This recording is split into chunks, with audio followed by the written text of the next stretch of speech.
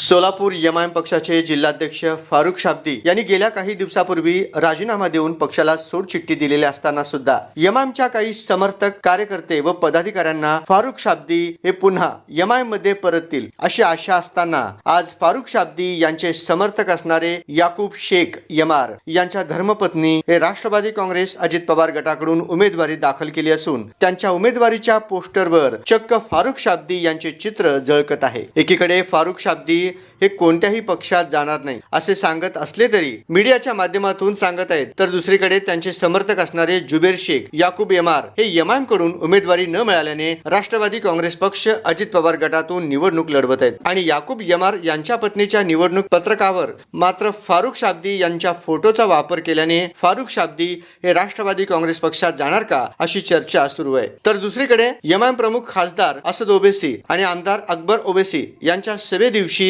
फारुख शाब्दी हे पुन्हा एमआयएम मध्ये सक्रिय दिसतील अशी ही चर्चा सध्या जोर धरू लागलेली आहे। तर पाहूया फारुख शाब्दी हे कोणत्या पक्षासोबत राहणार हे तर येणारा काळ ठरवेल। पाहत रहा लोकप्रहार न्यूज।